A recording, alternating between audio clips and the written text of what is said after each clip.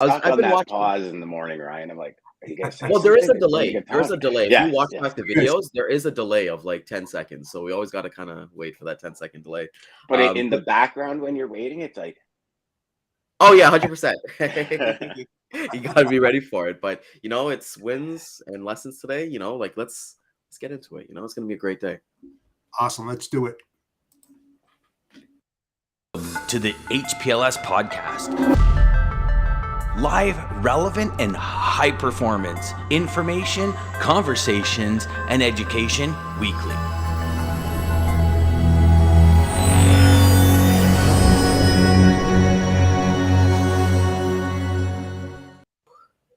see, James swept in. Yeah, he swept in here. James. Good morning, James. Lisa, I don't know what happened. You were 4.5 for the week, and I'm taking back. Something must have happened. Honestly, something must have happened, boys. So, it's Friday. We got some. Well, at least today it came on right away. First shot. There was no issues. Everybody's good.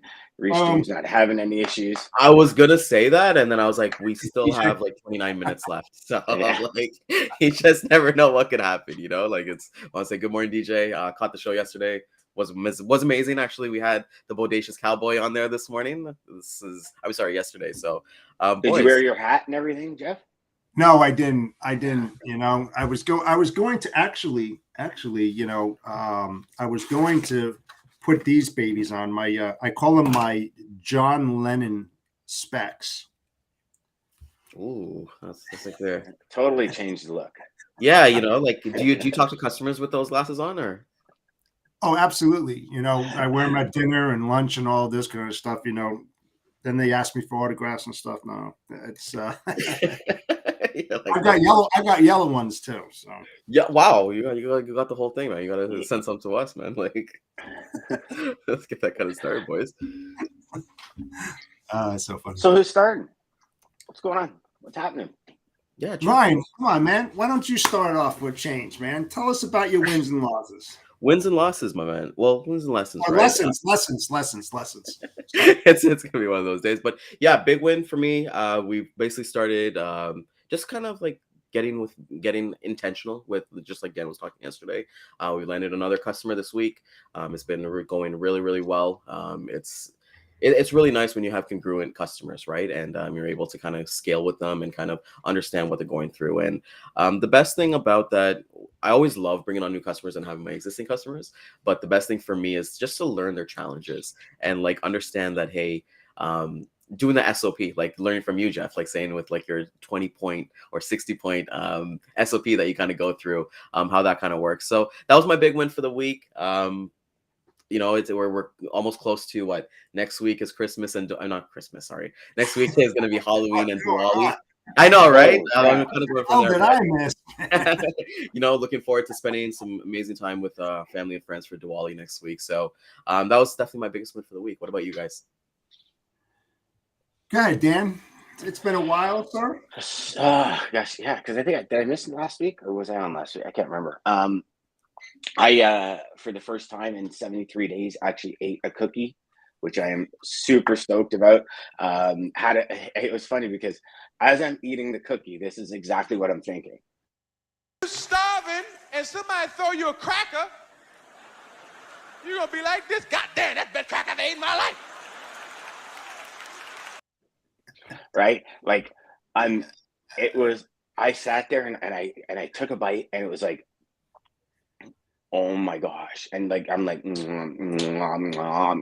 like it was, I had chocolate coming out the sides here and it was just one cookie. It was like it's like I bathed in it. But that was super awesome. And starting to eat soups and yogurts and stuff like that. So hopefully I won't be hooked up to a feeding tube for too much longer. That was a huge win. Another win that I guess it'd be more of a lesson than a win, but the lesson turned into a win is patience.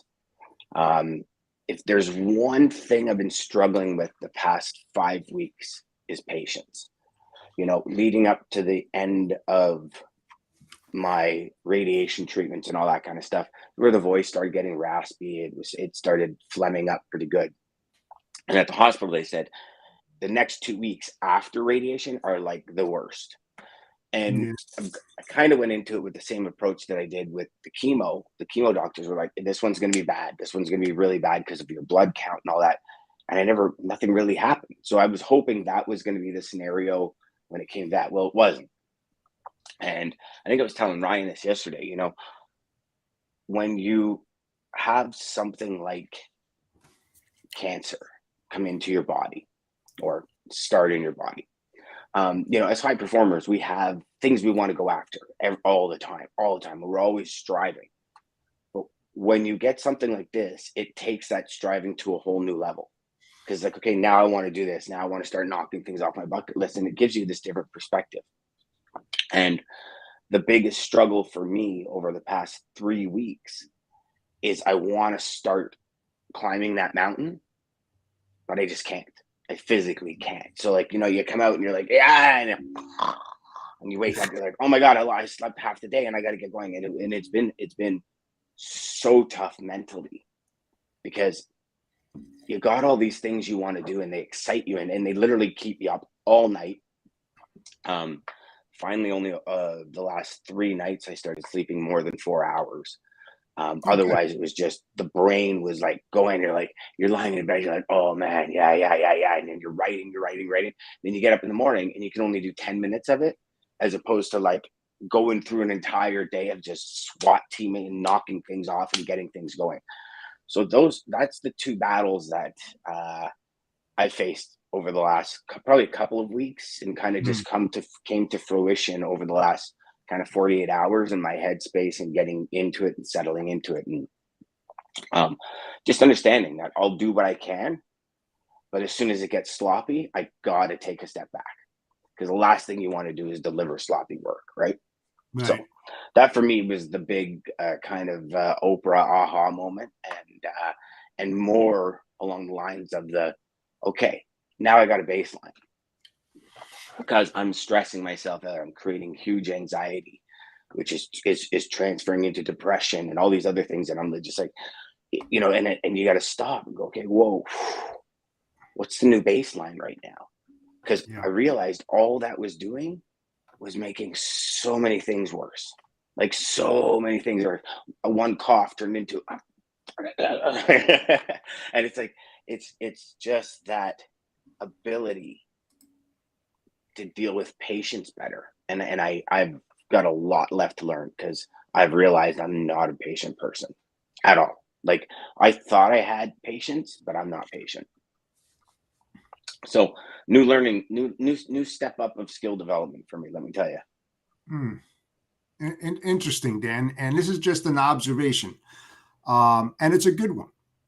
Over this past week, you've been on the show multiple times where in the past you haven't. So that's, you know, a win, I would think. Your voice is sounding a hell of a lot better than what it did last week. And, you know, you're not breaking or anything like that, like you did a few weeks ago. So you may not think that, but what we hear and see is as Jeff is getting, you know, the Geek Squad, you know, he Yeah. constantly says Geek Squad is coming, but you know, like I feel keeps like saying they're coming. He's just not spending the money on it, man. he's just not spending the money, you know. Like, where's the Geek Squad? You know, like I've been hearing this for the past month. They're coming in. They are coming in. I am so. What do you live like on a farm or something? You know, yeah. I tell you, patience. I have patience. You know what I'm saying? Yeah, and you know what? To get back to what I was saying, Dan, and it's all good. You may not realize or think you don't have patience, but you do because you were patient. You had enough patience over the last 2.5 months to 3 months to take a step back, not do the podcast, have faith in Ryan and myself to carry it on. And I think that takes a lot of patience. It takes a leap of faith. It takes patience. You know, to take care of yourself because you wouldn't be where you are today if you didn't have that patience. So I am in total disagreement with you. And we were just talking about it. It's okay to agree to disagree. 100%. And that's just my observation. So you keep on doing what you're doing, man, because you're taking huge leaps forward. huge, and you don't know it because of what you've gone through, but we see it and we hear it. But I appreciate that. And Jeff, it is one of those things where I do know, but when you want to take a step and you have to like take an inch, that's the frustrating part. That's the part that drills into me anyways. Like even to the point where I don't got a very big front lawn. I was like, I just need it cut. And like halfway through, I'm like, oh my God, I just want to sleep. You know what I mean? And it's that kind of thing where normally, right? And again, it kind of goes back to that. Anytime you're not good at something, you always compare yourself to somebody that's like super good at it. Even then, of course, the first thing my head goes is, well, I used to be able to do this, no problem. It's kind of like if any of you have ever gone to the gym, and especially in your early teens and 20s, right? Where for me anyways, I was in bodybuilding competition. So it was like, you push iron to sculpt and to gain mass and then sculpt your body. And then I remember I had quit going to the gym when I started working in logistics. And about 6 months later, I go back to the gym and you get under the bench and you're like, no, just throw the weight. And you're like, dude, you haven't been here for a while and you can't produce the way you produce when you're at your peak in the gym. That kind of frustration. If anyone's ever been there, that's the frustration. But the good thing is in the muscle memory situation, 3 weeks, you're kind of back to where you would be. Where, True. From what I went through with the fight with cancer, it was every aspect of my body. Like I couldn't put the proper nutrition in me in order to help my body get better. So then my body wasn't getting better at the rate it wanted to. So, you know what I'm saying? So there's always and then you get an infection and you got to stop and focus on that. And so it was nice, really nice to finally turn that corner. Right. Yep. Not to mention I typically put false timelines for myself. Something that's, it's a 2-week job. Okay, that's perfect. Let's get it done in 5 days. You know what I mean? Ryan knows that. He sees a lot of my texts in the background. Yeah. You need to slow down, man. You need to slow down and have that Oh, patience. man. Dan, yeah, he definitely does. But yeah, Jeff, man, you haven't gotten into it yet, man. What's your wins for the week, brother? Yeah. So, well, this week, got a new customer, going to launch a few lanes next week. Not going in it like full tilt. I don't believe in that because every time you launch something, you're going to have these bumps in the road. It's inevitable because you're learning about each other. So we're going nice and slow and then move it forward at a decent rate, not like let's just do it and get it over with. Going to visit one of my big customers next week on Tuesday, flying to Dallas, locked everything in, just flying down there in the morning, coming back at night. I love doing that. I used to do that in my past. The rough ones is going to California and trying to spin that around in one day. I'll do that in January, but looking forward to that with my partner. Got presentations, everything. So I think it's going to be a great meeting. Lessons, patience. I was going to say patience because we had this one client, we started this new lane and they had some problems launching it. And it wasn't because of us or my customer. It was their vendor that we were doing business with. And they said we're going to have, like 4 loads a day. And next thing you know, there was some delays. And my customer called me up and said, pull your drivers out. It's not working. It's not your fault. It's that we're not getting the orders from our vendors or anything. So it's like patience on that side, just like with anything that you do in the logistics, you have to have that patience in order to go at a certain pace and know that something's either going to happen or not happen and accept it for what it is. So it's a lesson in that way, that nothing seems to be what it is until it is, if that makes any sense. Right. Yeah, I know that.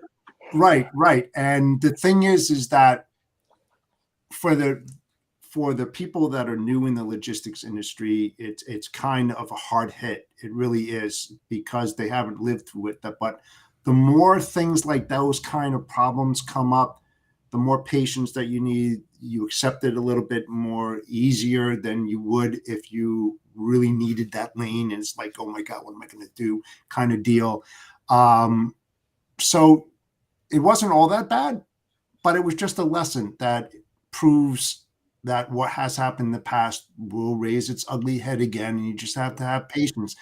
And I do several other lanes for this customer as well. So it's not over. It's not done or anything like that. And I don't know, see my board in the back, but I got a mini bid that I did another RFP, and I'm supposed to hear back today. So You who knows? love RFPs, don't you?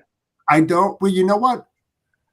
I don't know. Every time I talk to you, you have a different RFP. You love The thing RFPs. is that I don't call this an RFP because when you do RFPs for these like $100 million shippers, when I used to work for them, something like this is not even near 100 million. So it's like easy peasy kind of deal. You go through the same steps and processes and you weed out certain things and all that kind of stuff. But it's, an RFP only lasts for a few months now. I mean, we discussed this with Dean as well. It's not like the annual thing. So yeah, I hopefully I get more RFP because we're going to be discussing that every couple of months, if not sooner, because the market's changing. Everything is changing, not the way it used to be years ago, So am I glad that I get the opportunity to do an RFP? Hell yeah. Am I going to win them all? Hell no, I don't want to, It's so, yeah, I kind of like RFPs. So yeah, so it was a good week, man. It's a good week. My nephew flew in from Salt Lake City. Haven't seen him in a few years, so it's nice to have him visiting for the next couple of weeks. So going to a few, I don't know, going golfing possibly, and then we're going to an Army game tomorrow. So Nice. wins, yeah. That's what it's all about. And it's nice. It's honestly really nice to hear that you're like not saying you're not doing anything, but like I know the past couple Fridays, like you said, like, hey, I'm just gonna chill out this weekend. I'm not gonna do anything, nothing planned, and to go out there, go golfing, go see the Army game. That's awesome, man. Like, that's actually my favorite win of yours, to be completely honest, of everything that you said today. So that was another one too, that a loss, because it wasn't a lesson, it was more of a loss. My 2009 Ford Fusion took a dumper, and so we went out and bought another car. And it's like, believe it or not, it's my 45th car that I bought. Wait, so what? So I'm going to do the good thing. I've done it 3 times already, twice this past year. I'm donating my car to the Wounded Warrior Project. I love to give back when I possibly can, where and when I can, and help other people. So that's all part of me. What I like to do is to help other people, and especially the people indirectly who help us all here, the veterans and all that. So I try to do that on Mission 22. Look them up. Great foundation, and of course the Wounded Warrior Project. So you're gonna give them a broken car? Well, no, it runs, but it's got 211,000 miles on it. So they take all different ones, and they may auction it or take it to the salvage, but they get all that money for it. Oh, okay. I was thinking to myself, did you just tell everybody that you're gonna go drop off like a car that doesn't run to somebody that needs vehicles? And he brokered like the tow truck. He brokered the tow truck to get it. Yeah. Well, and he made like a $500 margin. For me to drop off this car. Sorry, I misunderstood that. I wouldn't do that. No, we're just playing. I support the Mission 22. Do you know what the Mission 22 is? No. Well, Mission 22 is a foundation that helps veterans. It's about veterans who commit suicide 22 times a day. It's horrible, but the new analytics is that it's down now to about 18 or 19 vets that are taking their lives. And so we support them, help them. One of my really good friends runs this outing every year and supports them with everything that he got, as well as Army as well, West Point. So I promised him, I said, every single year I will support those efforts, even if I do golf. If I don't golf, I will donate something. So that's good. Sticking to my guns, man. It's awesome to hear, man. And Well, it's close to your heart, brother. So it's yeah, for sure. Yeah. And Dan, your camera went off. got there. He's working on it there. And just want to actually get into the comments. We kind of got here. DJ, he says here, bingo, Jeff. As high performance performers, we are our own worst critic. Trust your process, and everything will fall in place when the time is ready. And that's what I really love about DJ. You know, just that positivity and understanding. You know, and Jenny comes back here, says, hey, you know what? Couldn't agree more. And then James comes with a comment for Dano. Very true. But the beautiful thing is that you're gonna be strong in multiple ways, whether it's physical, spiritually, more patience, whatever it is. Dan has conquered it. And let's go. Kyle kind of hits you with Thank you, brother. your donation of the Ford Fusion. I've got a 2015 Ford Fusion, so I think Dan has a Ford Fusion as well. Awesome. I had the Fusion Energy, the hybrid electric one. I loved it. I love that. I love my Fusion. I love that car. car, Was man. so comfortable. It was elegant. Like it had the. I mean, never again will I get white seats. It looked really good. Like when I picked it up, I was like, "Damn, the black off the white." I was like, "Jeez, this looks awesome. Come on, dogs, come check it out." I'm like, no, boy, man. And then my buddy at the office, he's like, dude, I got this stuff for you. It cleans it really well. And like the seats were when like white, those, and not really that like 80-year-old creamy color, but the white, right? And I mean, it looks sharp. Like the Lincoln. You see in a lot of Teslas. Yeah, you see in a lot of Teslas. Sharp color. But little did I know, even just from wearing jeans, the blue on the jeans rubs off on the actual leather. Yeah, so never would I do an interior like that again. Yeah, I've in my Cadillac, I have it's white with a creamish yellow interior, and you're right. I mean, I don't know. I got OCD with my cars. Everything is extremely immaculate, and you're right. Anytime you have like light interior, everything shows up. I mean, it's like crazy. My dogs have never been in my car. No way. Oh, in my wife's car, yes. My car, no. See, when you started talking there, all I saw was this long white Cadillac, like in the Lincoln Lawyer. Matthew McConaughey has a Lincoln Lawyer. And then the bodacious cowboy hat, those round sunglasses, and you driving down. I do wear it in there. That I do wear. I do wear that in there. Totally see you do that, brother. Totally see you do that for sure. That's great. Yeah, totally. Let's see, boys. You know, and I think like it's awesome to kind of see. Like, Dan, did you go into your lessons already for the week? Damn right, man. Yeah, I'm actually gonna try a toaster strudel today. Okay. So I'm getting all the sugary, really good stuff that's not good for you that I'm gonna try first. So we're good. We're good. You know something. Going back to Dan when he was talking about weightlifting and going to the gym and everything like that, it kind of has like a segue to logistics with failure and successes, right? When it's all like the mindset. So when I was running, last time I ran was in high school, and I didn't run for over 30 years. And so in my 50s, we had this championship. I told you about that. And I hated sweating. I hated the feeling of going out there and getting sweaty. But once I got sweaty and I was running, 3 to 5 miles every single day, I was a complete madman. As soon as I got to that other side, it was like full steam ahead. Nothing can stop me. It's like the same thing when you have your problems in logistics and you're frustrated and you're trying to get to where you need to be. And all of a sudden you get to that level and it's like hitting warp speed. It's like, boom, I mean, Dan, you know what I mean? It's just like, muscle memory and all of this, you're struggling, you're hurting so much. And all of a sudden you get to that point where you feel really, really good. The energy builds up and you just have this like power rush to move forward and do it really, really quick.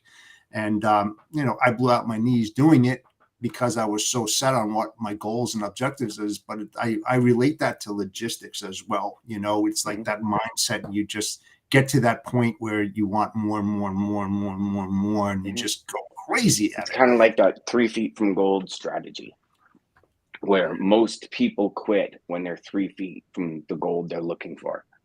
And salespeople that first come in the industry, they quit before that effort that they've put in pays off. And then the salespeople that are intermediate and they're closing accounts, they quit calling that prospect, 2-3 calls before the deal's done.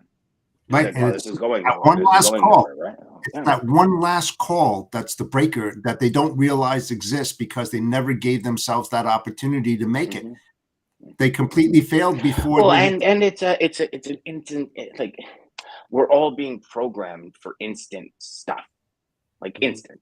All of us, every True. one of us has been in this position where it's like, do I do it and I go out here and it takes this long, or do I just get it instantly over here? Yep. And same thing in business. People are coming out of school, people are joining businesses where they want to start generating revenue right away. And I saw it dozens of times when I was training salespeople. They'd come in, they're hyped, they're ready to go, and within 2 weeks, it's like, I've sent 10 quotes out, nobody's giving me any business, and I'm like, a relationship, you look at a relationship, but when you're trying to start your career and when you're trying to build, and you hear all these people, I'm doing 30, 40, 50 G's a week, and and it's like, oh my God, like, I'm not doing $10 a day. And it's such a big gap that sometimes it's just people just don't see that there's any way to build a bridge to it. Yeah, it's a shame. It's a shame, but it's like that in any industry, right? Like I have a buddy of mine that does all stocks and bonds, and he was like, dude, you should get into it. He goes, you would love it. And I'm listening to him like, okay, I know I could sell. It would be a big learning curve. And after he's talking to me about it, and first thing in my head was, I'm so far removed from that. Do you know what I mean? Like, it would be foreign. And then I have to stop and say to myself, well, yeah, but that foreign was this a year and a half ago. This exact thing 2 years ago was foreign. Now it's like normal, right? Everything can turn that way. But we just don't, Yeah. I don't think we ever give it the time. The one thing Grant Cardone said, he said the two things that kill companies the most is not enough action, and they don't give themselves enough time. Yeah, time's a killer. Time is a killer. It's like you can't expect things to happen overnight. It does not happen. And until you get that up here and you realize, shit, this is going to take a lot of time and effort. Do I want to put the effort in to get to where I need to be? I hear what people are saying, but then again, they get frustrated. And how many people that do enter the sales side on the logistics side actually stay in that role, and how many leave? I mean, it's only a small, percentage of that because of that frustration level. They don't give themselves enough time to learn. Well, I'll give you a perfect example, Jeff. So, real life example. We started a company back in April. We were supposed to launch in August. August happened. We weren't even close. We said, okay, we got to move it a month. September happened. No, not ready. October, towards the end. We're literally looking at releasing to beta by the end of the week or midweek next week. Just issues coding, issues here, things not connecting, things not working. And so when you look at that and the revenue that we had lined up for this, it's massive losses. Yeah. Kept me up at night more times than I can count. In the end, what is me staying up at night going to do? People are working as fast as they can. You've hoped you've brought the right team in to surround you, because you are the sum of the 5 people you hang out with the most, and it will happen. Patience. Yeah. And I was just Ryan's in the group, the WhatsApp group, and before this show, I'm like, okay, guys, need to understand this, because I'm a big, it'll be done by this date, now we move on, and I can put that plan in action. And sometimes it just doesn't happen to the way we hope it will. I was hoping the system would be ready to go and you'd all be using it right now. The next evolution of sales in this industry, and it needs to hit this industry. And these people these salespeople need to start bridging the gaps, because there's so many really great salespeople that just are a little confused and just a few tweaks here and there, and they can now design the life they want for them and their family. And that in the end is the ultimate freedom, right? So Yeah, yeah. And look at a great example, real quick example, Elon Musk. Okay. mhm. When he started his SpaceX business, he was failing. Rockets were blowing up, and he was pumping in ton of money. And it was on Christmas Eve. I forgot how many years ago. And it was the breaking point. And he basically said, and I read part of it, that if that rocket did not take off and do what it was supposed to do, he was done. He was done, finished. Well, I think we all know what happened that day when that rocket took off, Mhm. and he took off as well. And I believe that's because he had signed. He has just about 3 million in like in salary in employees, and he had like 3.1 million in his bank account, and he literally signed the last amount of money over to pay his employees. And look what And happened. that's why if that rocket screwed Because up, it would have been. he had self-confidence in him. It was built in him, and he was willing to take that risk and that leap of faith. And guess what happened? It paid off. Time, patience, determination, drive, all of that made him what he is today.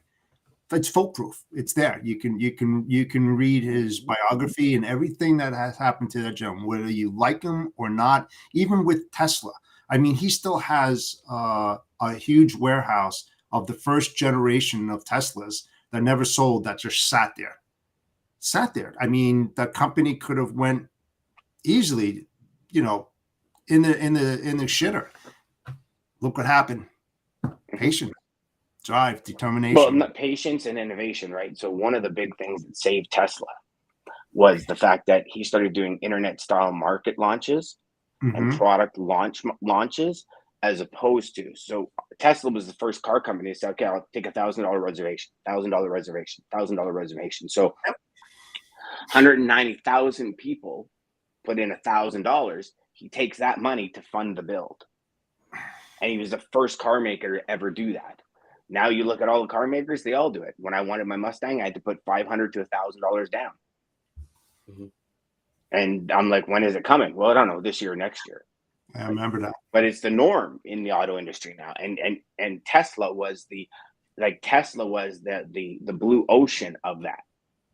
Where car companies are saying, hold on, we can make $190 million before we even like punch one panel.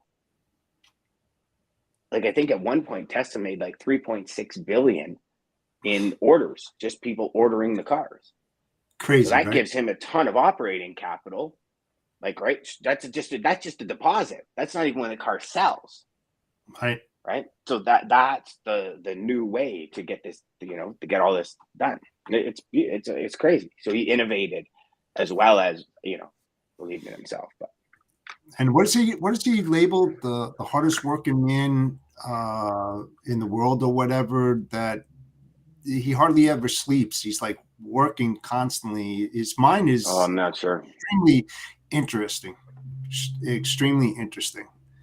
Definitely a workaholic, but he's having fun, a tremendous amount of fun doing what he Yeah, does. He looks that's for people the that most are important part. as smart, or smarter than him. And I'm like, wow, man, you must be looking for needles in the haystack, because you're pretty damn smart, whether you like them or not. I mean, it's a fact. Mm-hmm.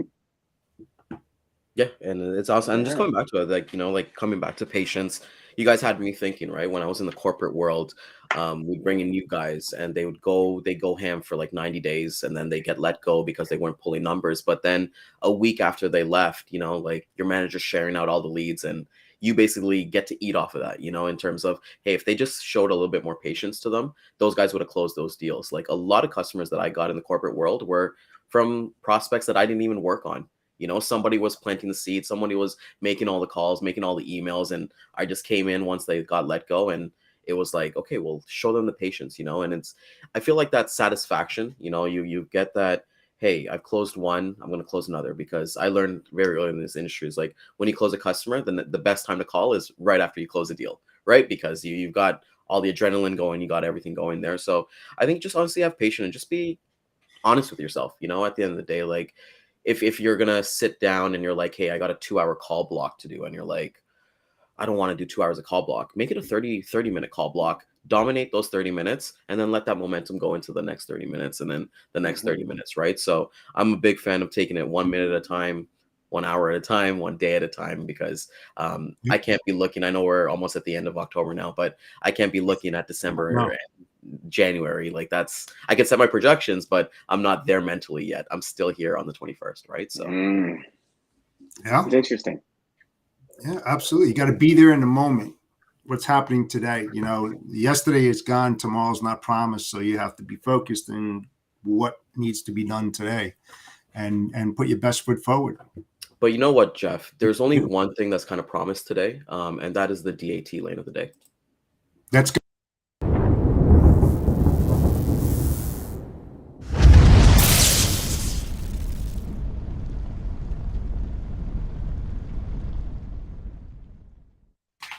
There we go. He had to leave. Today's lane of the day is going to be flatbed out of Vicksburg, Mississippi to Laredo, Texas. Line haul RPM is looking at $2.81 a mile. All in with fuel is looking at $3.62 a mile. Contract is $3.75 a mile. Year over year line haul change has been minus 18 cents. And we're looking at recent upward movement and tight capacity on this lane due to the Mississippi River congestion, as this area has a huge barge backup. The rate is looking at 37 cents higher than September average. That is beauty. We got some. Did you get in all these comments here? No, let's get into them. So I think let's deal with Kyle here. Great point, Dan. In this industry, it's even worse. You have to commit to yourself, to something, and take that leap of faith. People get so discouraged, and it's so true. Yep. And then Maggie, love Maggie. Maggie's awesome. An encouraging and positive environment is where those people need to thrive. Everything has to be a choice to see the good. Negativity will paralyze everyone, and that's Truth. It's the truth. It's. There you go. And then you got Tyler saying, "Oh, you must work radio." Oh you know what? The inside joke is that my mom says that I have a face for radio. So like I nice, on radio. I'd like to just bring this back up because Maggie brings up a very good point. You can have a group of people that are all like-minded and everything's going great, and you put in one negative. I call it a virus. One person can shatter the culture of a whole company. So that statement that Maggie said rings more true than most people even give it credit for. Well, Dan, let me ask you this, right? Like let's say you got a bunch of bananas, right? You put them in your fruit basket or whatever. One of them turns rotten. What's going to happen to the rest, right? So it's kind of like that infection of you got to kind of protect yourself a little bit and then understand that, hey, if there's negativity, just like I kind of say with meditation, let it be like you're on the highway. Let it be in a car and let it drive away, and don't really take it on or hop aboard. It's interesting because I know you were part of it, Ryan. Jeff, I think you were part of it too. I'm not sure. I went out to 10 sales reps and I said, listen, if you were to lose everything, your customer list, everything, and you woke up with your knowledge, a phone and a laptop, what would you do for the next 30 days? And out of everyone I asked, Nicole Glenn from Candor Expedite said, well, first I'd figure out what kind of company I wanted to work at. And it was the only one that did it that way. Everybody else was like, well, I'd find my ideal client. I'd get a list. I'd find an agency, that kind of thing. She said, because I'd want to be around people that are going to support me as I'm trying to rebuild. And she said, so that piece would be the biggest piece. She goes, and then as I'm working on that, I would kind of, work my other parts of the plan. But it was interesting because, I don't know, in my career, only late in my career, I started saying, okay, the company I work for is even more important than the work I do.